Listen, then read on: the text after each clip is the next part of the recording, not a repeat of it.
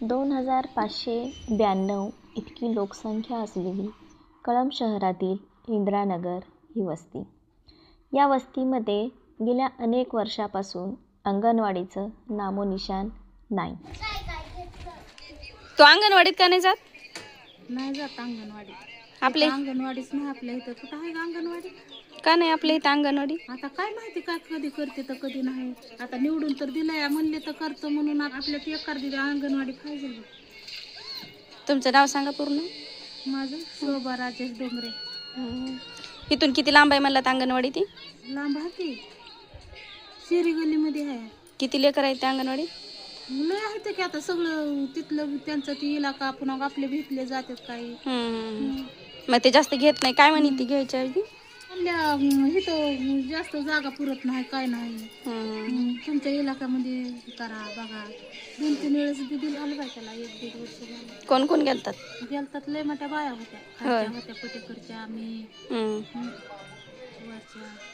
आता नगरपालिकेत आपण अर्ज द्यायला गेलात नाही तर त्या नगरसेविकाकडे गेला तर चालेल का? जावं लागलं त्या महिला पालकांबरोबर संवाद साधला असता यांनी प्रयत्न करूनही अंगणवाडीचं नामोनिशाण या एरियात नाही असं दिसून आले. बानू शेख. गावाचं नाव सांगा. कळंब. ह्या एरियाचं नाव? इंदिरानगर. किती वर्षापासून अंगणवाडी नाही? तर तुम्ही जन्मालाच्या आधीपासून नाही की इथं पालिकेत गेले तर ती म्हणतात करू कवा करतात काय माहित. मग आता म्हातारे लेकरं झाले आता त्यांच्या लेकराला बी करतात का नाही काय माहिती. कधी दिला होता अर्ज नगरपालिकेत? अर्ज नाही बाबा दिलेला आपण. आपल्याला वाचा येत नाही काय नाही. मध्ये एक सर्वे झाला होता ना लहान लेकरांचा मध्ये केला होता बघा इकडचे. केलता तर काहीच नाही त्याला बी केलं.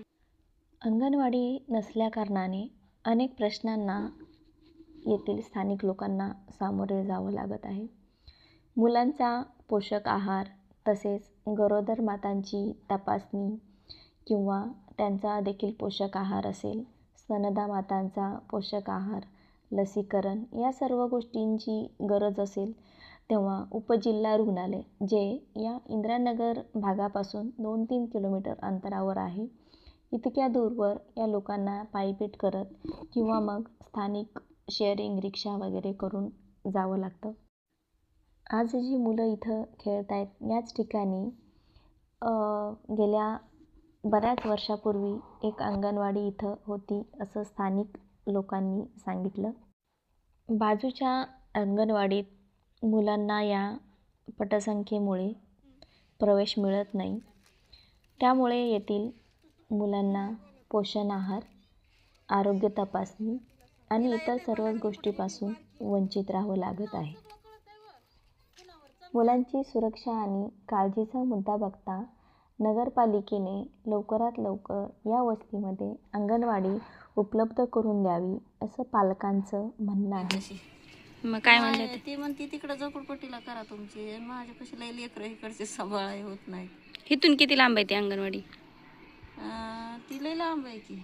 बरंच लांब आहे की. ती शिरीत आहे तिकडं पुलाकडं. मग त्या लहान लेकरांचा खाऊ ही असेल तर मग भेटतच नसेल ना आपल्याला? कुठलं देतच नाही तर आम्हाला. मागाय बी गेलं तर देत नाही तर ती तिकडंच करा म्हणते. ती हीच लेकराला पुरत नाही तर ती लेकराला कुठलं द्यावं. बरोबर आहे त्यांचं. नाव बी घेत नाही तर देत बी नाही तर. मग कुठं नाव नोंदवावं लागतंय मुलांचं ह्या गरोदर बायकांचं? शाळेत का दवाखान्यात गेल्यावर तेवढंच पुन्हा कुठं काय आहे काहीच नाही आम्हाला. दवाखाना इथून किती लांब आहे आपल्या इथून? 10 पैसे. आपल्या गल्लीत एकूण किती लहान लेकरं असतील? आता नाही तरी म्हणलं तर 10-12 लेकरं आहेत की आपल्याला गल्लीत. एका गल्लीत? मग इथून आपल्या इथून म्हणजे 25 गल्ली असतात ना पूर्ण शहर गल्लीच्या? ते जास्ती आहेत की. हो ना. इकडचे 25 तिकडचे 25. म्हणजे भरपूर लोक आहेत. भरपूर लोक आहेत की ना. एका घरात 2-2 लेकरं 3-3 लेकरं आहेत. मुलांच्या गरजा लक्षात घेता स्थानिक प्रशासनाने लक्ष द्यावे ही विनंती. इंदिरानगरमध्ये बऱ्याच वर्षापासून अंगणवाडी नाही. इंदिरानगरमध्ये नाही, दत्तनगरमध्ये नाही. आणि फार इतकं त्रास होतो लेकरायला. अंगणवाडी नसल्यामुळे इतर पोरांना लसीकरणासाठी एवढ्या लांब यावं लागतंय. गरोदर बायांच्या अडचणी होत्या. गरोदर बायाचं तर लईच त्रास आहे बाळा.